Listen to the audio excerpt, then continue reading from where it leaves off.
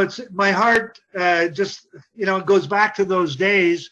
For one last thing, in 1981, I ended up with J.C. Watts, who came back to us during the season, and we win 5 games. We only win 5 out of the 16. We lost 11, but he takes us through the most important game, playoff-wise, to win the right. I think we were tied in 3rd place or whatever, somewhere around there, to go to Hamilton. And guess who we're playing against? Number 1 quarterback, Tommy Clements. Wow.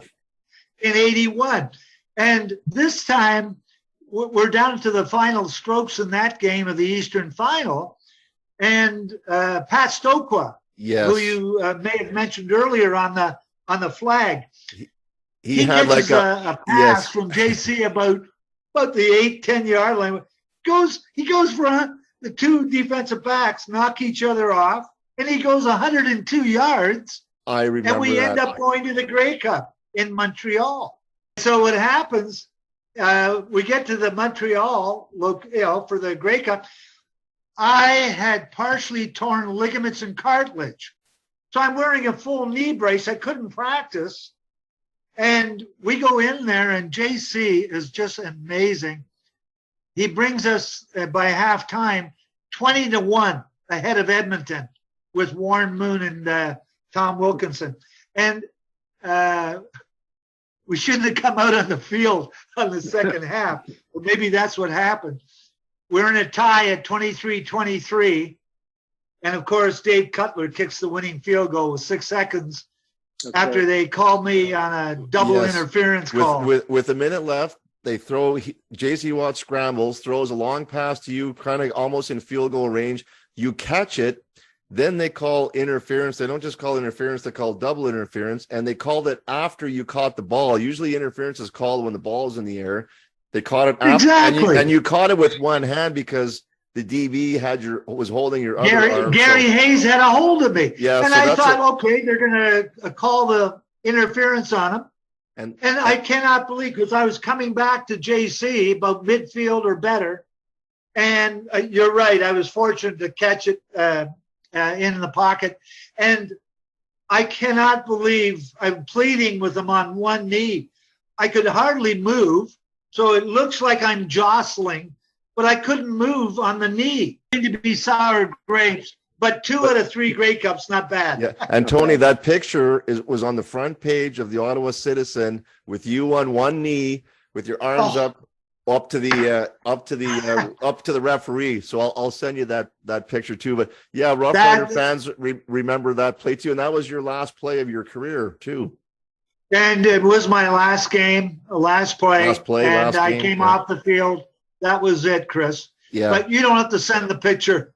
As a reminder. Okay. I'm sure I've got that indelibly in my mind. In your mind already. But this has been fantastic, guys, to relive, and I appreciate all the interest out there.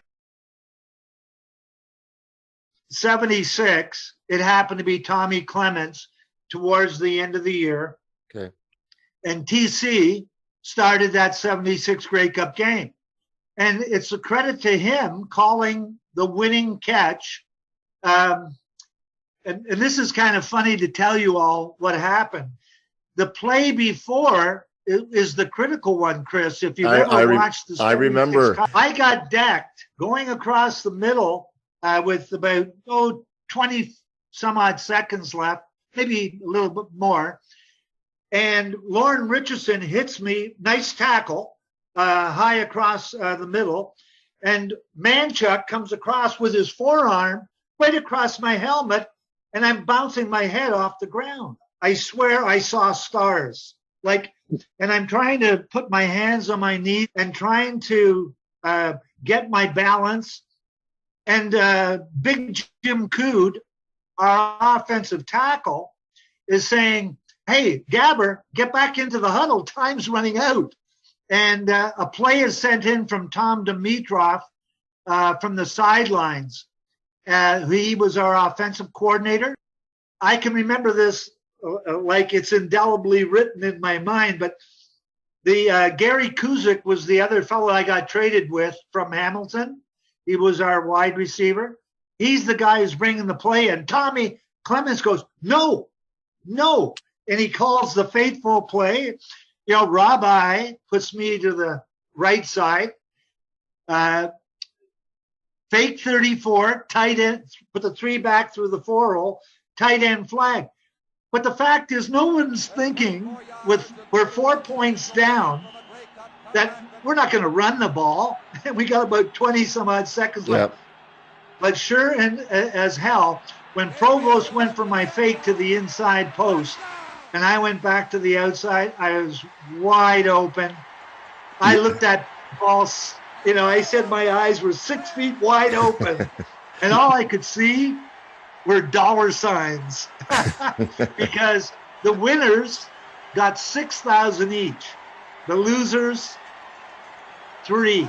Wow. Only half. What was the parade like they must have had a parade down Bank Street after that? we had one of the best parties. It was just a crazy time.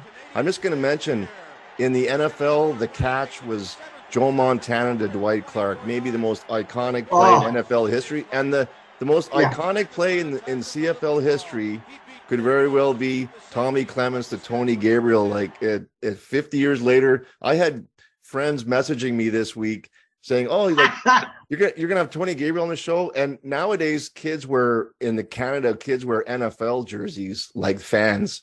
Back then, they weren't really jerseys; they were T-shirts. But back then, everyone wore Tony Gabriel T-shirts. A lot of us. So in the 70s, the CFL was big. The Grey Cup in the 70s was huge. Well, Chris, thank you. You're very kind on the commentary, but I always say, thank God I didn't drop it. Yeah, for sure. But as it happened, it was just a moment in time. I'll always be honored and tremendously thankful, for my teammates. Looking back, that was superb. And then they came back 40 years later in 2016. I know they were called the Red Blacks then, but with Burris, to win the Grey Cup, and they had us back there in Ottawa after 40 years in July of that year. Yeah. And I got to hold the Grey Cup over my head. Bill, I saw that. Bill, I saw that. I have the video too, and I saw. I'll share it with you. But I saw Bill Robinson was there that day too with you, right? Robbie was there. Yeah. Yeah. Awesome. They did a big feature of I think Tommy Clements on the screen, the video screen. Yes. Yeah. And we had about 21 guys back for that of the group, and what an exhilarating feeling being able to come back on that football field wearing 77 of the Rough Riders. It was a moment in time for me. And Chris, how about a final thought by you before we start to wrap things up? I mean, I know this is a big connection to your football background, your football lineage, and those glory years of the CFL. It's nice that we're still talking about the league. It's nice we can celebrate the history of the league. And it's nice to know that the CFL is on unstable footing at times, but it's still a thriving product. And I know, Chris, it's very important to you as well. Absolutely. And I'll just mention my uncle Ken Lehman played football in the 60s, but I was, born in the 60s. So it was more in the 70s. In 1976, I still remember sitting on my steps in the family room on the stairs with my brothers and my whole family. And when you caught that pass, that was like, it just made my football life and wanting to play football, play for the Ottawa Rough Riders.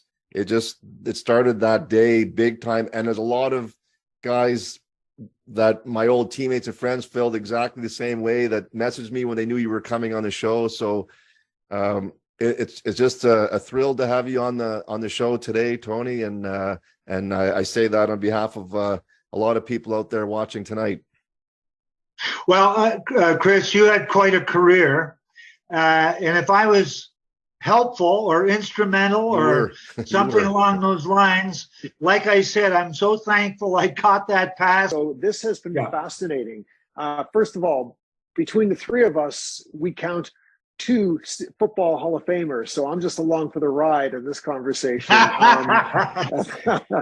Tony Gabriel, very good to see you, and thank you for joining us. This has been fabulous, guys. Thanks, Tony. I wish you good night. Have a great year. That's awesome. So for Chris Flynn and Tony Gabriel, thank you very much for watching the Scramble podcast. We will see you next time.